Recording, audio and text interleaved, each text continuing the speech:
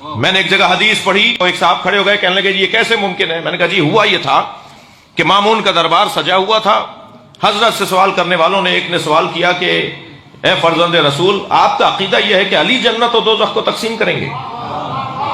میرے معصوم امام مولا رضا نے فرمایا کہ ہمارا عقیدہ ہی نہیں ہے، نبی کا فرمان ہے،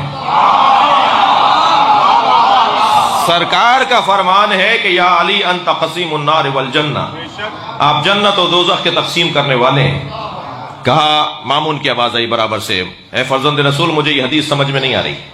حضرت نے فرمایا کوئی بات نہیں، اگر یہ حدیث سمجھ میں نہیں آ رہی تو ہم ایک اور حدیث سناتے ہیں جو اس حدیث کو سمجھائے گی۔ قرآن کی تفسیر قرآن سے، حدیث کی تفسیر حدیث سے۔ حضرت نے فرمایا تمہیں یہ سمجھ میں نہیں آ رہا کہ علی جنت و دوزخ کے تقسیم کرنے والے ہیں، تو یہ حدیث تو تمہیں سمجھ میں آتی ہے، یا علی حب کا ایمان و بغض کا کفر، یا علی تم سے محبت ایمان ہے، تم سے نفرت کفر ہے۔ جو علی سے محبت کرے گا مومن ہے، جنت میں جائے گا، جو علی سے نفرت کرے گا کافر ہے، دوزخ میں جائے گا۔ علی ہی جنت بھیج رہے ہیں، علی ہی دوزخ بھیج رہے ہیں۔ توجہ کر رہی؟ تو عزیزو وہاں آواز آئے گی روکو، ان سے ایک بڑی نعمت کے بارے میں سوال ہوگا۔ وہ کون سی بڑی نعمت ہے؟ میرے معصوم چھٹے امام تک خبر پہنچی کہ امام صلوات پڑھیں گے کہ حضرت امام اعظم ابو حنیفہ یہ فرما رہے ہیں کہ قیامت میں سوال ہوگا کہ ہم نے تمہیں نعمتوں پر نعمتیں دیں، اتنی نعمتیں دیں، آنکھیں دی، ہاتھ پیر دیے، دماغ دیا، کھانا پانی دیا، ہوا سالم دی، تمہیں اچھی چیزیں دیں، ان سب کے بارے میں سوال ہوگا۔ تو میرے معصوم نے فرمایا، شاگرد بھی تھے حضرت ابو حنیفہ مولا صادق کے شاگرد بھی تھے، تو استاد نے بلا لیا، بلاؤ ذرا انہیں۔ حضرت نے فرمایا تم نے اس آیت کی تفسیر ایسے کی ہے؟ فرمانے لگے جی یہ سمجھ میں تو یہی آتا ہے۔ حضرت نے فرمایا کہ پھر اس آیت کو کیسے سمجھو گے جس میں اللہ اعلان کر رہا ہے ان تعدوا نعمت اللہ لا تحصوها، تم اللہ کی نعمتوں کو اگر شمار کرنا چاہو گے تو شمار بھی نہیں کر پاؤ گے۔ جب ہم شمار نہیں کر سکتے تو حساب کیسے دیں گے؟ بھائی صلوات پڑھ لیں محمد و آل محمد، اللہم صل علی۔ اب ایک مرتبہ ایک شاگرد اپنے استاد کے سامنے کھڑا ہے، کہا حضور اب میرے لیے یہ بات روشن ہو گئی کہ یہ نعمت جس کا سوال ہونا ہے وہ یہ نہیں ہے جو میں سوچ رہا ہوں۔ حضرت نے فرمایا ہم تمہیں اور روشن کریں، اگر تم کبھی کسی اپنے عزیز دوست مسافر کو کھانا کھلاؤ، 10 سال کے بعد اس سے کہیں ملاقات ہو اور وہ تمہیں نہ پہچان رہا ہو، اور تم یہ کہہ کر اسے یاد دلاؤ کہ ہم فلاں ہیں جنہوں نے تمہیں روٹی کھلائی تھی، تو جتنے بھی لوگ سن رہے ہوں گے خود وہ بھی تمہارے لیے اچھی رائے قائم نہیں کرے گا کہ کھانا کھلا کے 20 سال تک یاد رکھا، روٹی کھلا کر 20 سال تک یاد رکھا، اور اب مل جانے پہ روٹیاں یاد دلا رہا ہے۔ تو جب یہ تمہارے لیے روا نہیں ہے تو کریم مطلق کے لیے کیسے جائے گا کہ وہ نعمتیں دینے کے بعد یہ کہے گا کہ میں نے تمہیں یہ دیا، میں نے تمہیں وہ دیا۔ اب یہ مرحلہ تھا کہ امام اعظم نے فرمایا حضور آپ فرمائیں کہ یہ نعمت کون سی ہے جس کے بارے میں سوال ہوگا؟ میرے معصوم امام نے اپنے سینے پہ ہاتھ رکھ کے فرمایا ہم اہل بیت کی محبت۔ صلوات پڑھیں گے محمد و آل محمد۔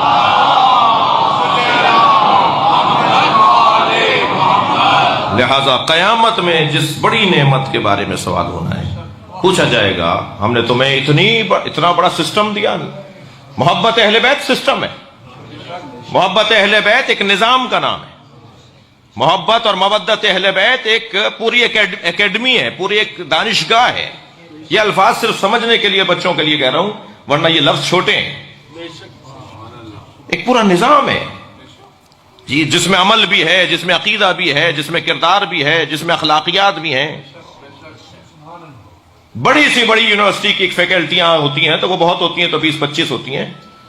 یہ اہل بیت کے نظام میں جو فیکلٹیاں ہیں ان کی تو گنتی نہیں ہے۔ میرے مولا نے یہی فرمایا کہ مجھے نبی نے 1000 علم عطا کیے، تو ابھی تو 1000 کی گنتی، ہمیں نام نہیں پتا 1000 کے جو علی کے پاس علم تھے جو نبی نے دیے۔ پھر میرے مولا نے فرمایا میں نے 1000 علم سے 1000 علم کھولے۔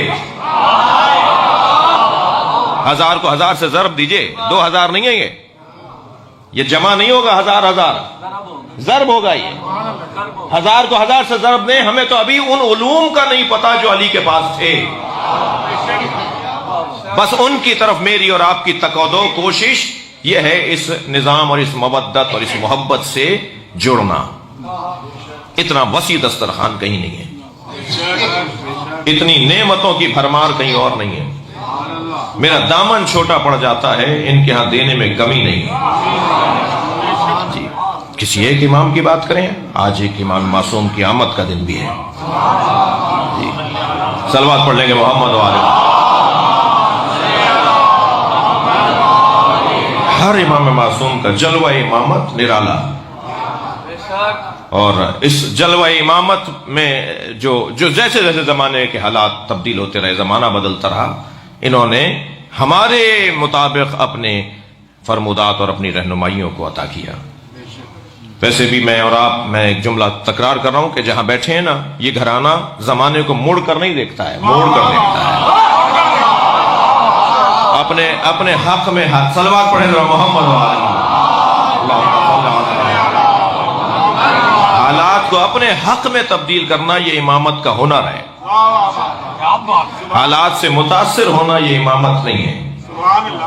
حالات کے آگے ہتھیار پھینک دینا یہ کوئی ہادی کا کام نہیں ہے. حالات کو تبدیل کرو، انہی حالات میں اپنے چاہنے والوں کے لیے اور اللہ کی مخلوق کے لیے رستہ بناؤ. زندانوں میں بھی ہوں گے، ہاتھوں میں رسیاں بھی ہوں گی. ان کے ہاتھوں میں رسیاں ہوتی ہیں تب بھی لوگوں کو چھڑا رہے ہوتے. میرے پاس ایک جوان آیا، کہنے لگا مولانا یہ آیت سورہ مبارکہ آل عمران کی سمجھ میں نہیں آتی. والذین ينفقون فی السراء والضراء، ایک خانوادہ ایسا ہے جو دارائی میں بھی عطا کرتا ہے اور ناداری میں بھی عطا کرتا ہے. ان کے پاس ہوتا ہے تب بھی دیتے ہیں، نہیں ہوتا تب بھی دیتے ہیں. میں نے کہا تمہارے ذہن میں کیا ہے؟ کہنے لگا مولانا پیسہ ہوگا تو دیں گے نا. میں نے کہا نہیں، تم دینے والے ہوتے تو تمہارے پاس پیسہ ہوتا.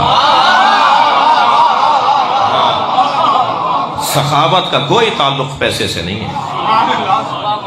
پیسہ ہوگا تو سخی ہوں گے. کیا تعلق ہے پیسے سے سخاوت کا؟ سخاوت ایک جذبے کو کہا جاتا ہے. تمہارے اندر وہ جذبہ آ جائے تو پھر اللہ تمہارے ذریعے تقسیم کروائے گا. میں مولا علی سے اگر مدد مانگتا ہوں، میں مولا امام حسین سے اگر مدد مانگتا ہوں، تو مجھے پتا ہے اللہ انہیں دیتا ہے اور یہ بانٹ دیتے ہیں. جی سورہ مبارکہ آل عمران کی ایک اور آیت ہے شجرہ طیبہ کے حوالے سے، الم تری کیف ضرب اللہ مثلا کلمۃ طیبۃ کشجرۃ طیبہ اصلھا ثابت وفرعها فی السماء. شجرہ طیبہ کی 3 صفتیں ہیں. اس کی جڑیں بڑی مضبوط ہیں، اس کی شاخیں آسمانوں میں ہیں، اور تیسری صفت یہ ہے کہ تؤتی اکلھا کل حین، یہ ہر موسم میں پھل دیتا ہے. معصوم فرماتے ہیں وہ شجرہ طیبہ ہم ہیں. یہ ہر حالت میں ہمارے لیے امام ہے.